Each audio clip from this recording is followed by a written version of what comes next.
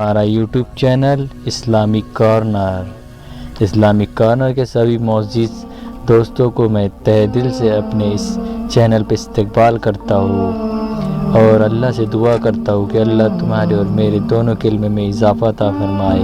دو بھائی رہتے ہیں، ایک بھائی امیر اور ایک بھائی غریب رہتا ہے۔ تو امیر بھائی غریب آدمی بھائی سے کہتا ہے کہ تمہاری قسمت ہی خراب ہے، تم ہمیشہ بدقسمتی ہو، بیمارے ہو۔ یہ سن کے وہ آدمی دکھی ہوتا ہے، اس کا جو چھوٹا بھائی دکھی ہو جاتا ہے اور وہاں دوسری شہر کی اور اپنی قسمت آزمائش کے لیے جاتا ہے۔ جب وہ سفر کے دوران نکلتا ہے تو اسے راستے میں ایک راجا کا محل ملتا ہے۔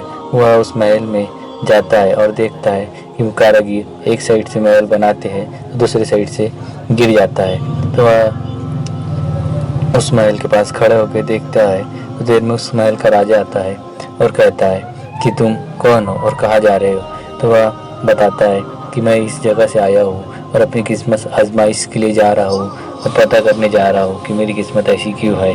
وہ راجا کہتا ہے ہاں ٹھیک ہے، تم ایک کام کرنا، جب بھی تمہیں اپنے قسمت کے بارے میں پتہ ہو جائے تو میرے بارے میں بھی بتانا کہ میرا محل ایک سائڈ سے بنتا ہے تو دوسری سائڈ سے کیوں گر جاتا ہے۔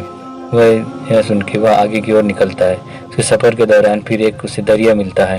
اس دریا کے پاس پہنچتا ہی ہے تو ایک کچھوا آتا ہے اور پھر وہ کچھوا سے پوچھتا ہے تم کون ہو، کہاں جا رہے ہو؟ وہ اپنا پورا معاملہ دریافت کرتا ہے کہ میں اپنی قسمت آزمائش کے لیے دوسری جگہ جا رہا ہوں۔ تو وہ کہتا ہے کہ تم جا رہے ہو تو میرے بھی ایک سوال کرنا کہ میں پانی میں تو رہتا ہوں لیکن میرے سینے میں ہمیشہ جلن سی رہتی ہے، ایسا کیوں ہوتا ہے؟ وہ کچھوے کی بات سن کے اسے بھی وعدہ کرتا ہے اور آگے نکلتا ہے۔ پھر وہ کچھوا سے اپنی پیٹھ پہ بٹھال کے پورا دریا پار کراتا ہے۔ جب وہ آگے سفر کے لیے جاتا ہے تو اسے بھوک لگتی ہے۔ راستے میں اسے ایک آلوچے کا پیڑ نظر آتا ہے۔ وہ اس آلوچے کے پیڑ کے پاس جاتا ہے اور آلوچے توڑ کے کچے پکے جیسے بھی آلوچے دکھتے ویسے توڑ لیتا ہے اور اسے کھانے لگتا ہے۔ اسے کھانے کے بعد وہ آلوچے اسے کڑوے لگتے ہیں تو وہ آلوچے پھینک کے اس آلوچے کے جھاڑ کی ٹہنیاں توڑنے لگ جاتا ہے۔ رشتے میں وہ آلوچے کا جھاڑ اسے کہنے لگتا ہے کہ میری ٹہنیاں مت توڑو، مجھے پتہ نہیں کہ میرا جھاڑ اتنا کڑوا کیوں ہے۔ وہ کہتا ہے پھر اس سے پوچھتا ہے تم کون ہو اور کہاں جا رہے ہو؟ وہ شخص کہتا ہے کہ میں اس جگہ سے آیا ہوں، اپنی قسمت آزمائش کے لیے جا رہا ہوں۔ تو وہ آلوچے کا جھاڑ بھی کہتا ہے ہاں ٹھیک ہے، جب تمہیں اپنی منزل مل جائے تو میرے بارے میں بھی اس سے سوال کر لینا کہ میرے پیڑ کے پھل اتنے کڑو کیوں ہے۔ وہ شخص اس ہے اور آگے کی اور سفر کے لیے روانہ ہو جاتا ہے۔ وہ سفر کے لیے روانہ ہوتا ہے تو جنگل میں سے ایک جھوپڑی نظر آتی ہے۔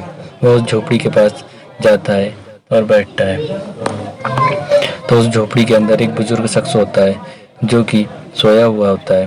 وہ بزرگ شخص 12 سال سوتا ہے اور 12 سال جگتا ہے۔ تو یہ شخص جب اس کے پاس پہنچتا ہے تو کچھ ہی دیر کے بعد اس بزرگ کی نیند کھل جاتی ہے۔ وہ دیکھتا ہے کہ یہ شخص اس کے پاس بیٹھا ہوا ہے تو اس سے پوچھتا ہے تمہارا بہت بہت شکریہ، تم نے میری نیند میں حفاظت کی ہے، کہو تمہیں اس کے بدلے کیا چاہیے؟ وہ شخص اپنا پورا معاملہ دریافت کرتا ہے۔ وہ بزرگ کہتا ہے ٹھیک ہے۔ پھر وہ اس تینوں کے لیے سوال کرتا ہے کہ پہلے وہ بادشاہ کے بارے میں پوچھتا ہے کہ مجھے ایک بادشاہ ملا تھا، وہ کہتا تھا کہ میں جب بھی اپنا محل بنواتا ہوں تو وہ جب ایک طرف سے بنتا ہے تو دوسری طرف سے گر جاتا ہے۔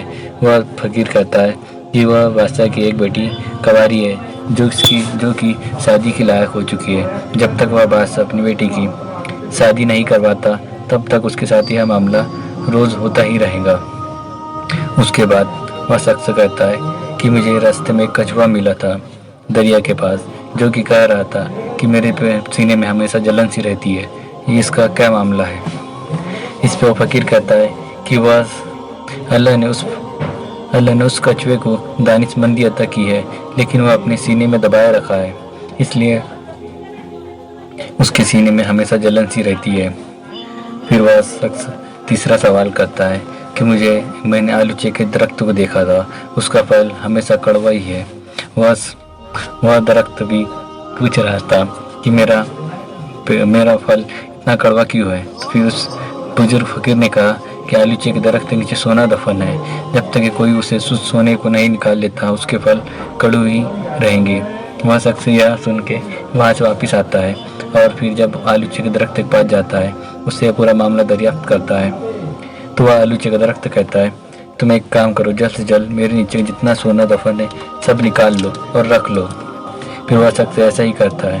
फिर वहाँ से निकलने के बाद जब दरिया के पास आता है वह कछुए के पास जाता है। फिर कछुए से कछुआ पूछता है, तुम्हारा सफ़र क्या हुआ? बोलता है, मुझे अपने सवाल का जवाब मिल गया। और फिर कछुआ कहता है कि मेरे सवाल का क्या हुआ? तो वह शख्स कहता है कि वह शख्स उस कछुए से पूरा मामला दरियाफ्त करता है। फिर वह कछुआ अपनी आधी दाहिनी संबंधी उस शख्स को दे देता है और वह फिर उस शख्स को दरिया के पार करा देता है। फिर उसी प्रकार ऐसे ही फिर वह अपने सफ़र में आगे महाराजा के महल के पास आता है। फिर राजा उससे पूछता है तो वह राजा को भी यह मामला पूरा बताता है। फिर वह राजा अपनी बेटी की शादी उस शख्स से कर देता है और वह शख्स बहुत अमीर हो जाता है। फिर कुछ दिनों बाद वह अपने बड़े भाई को अपने पास बुला लेता है। बड़ा भाई आते से ही शर्मिंदा हो जाता है कि मैंने तो इसे गरीब और हकीर समझ के भगा दिया था, यह मेरे साथ अब क्या मालूम कौन सा सलूक करेगा। लेकिन छोटा भाई उसके साथ अच्छा सलूक करता है। तो देखिए, किसी भी इंसान की गरीबी पे उसको हंसना नहीं चाहिए और उसकी फ़कीरी पे उसका मजाक नहीं उड़ाना चाहिए। वीडियो अच्छी लगी तो वीडियो को लाइक करें, शेयर करें और चैनल को सब्सक्राइब करें। आने वाली नई वीडियो की नोटिफिकेशन के लिए बेल आइकन को प्रेस करें।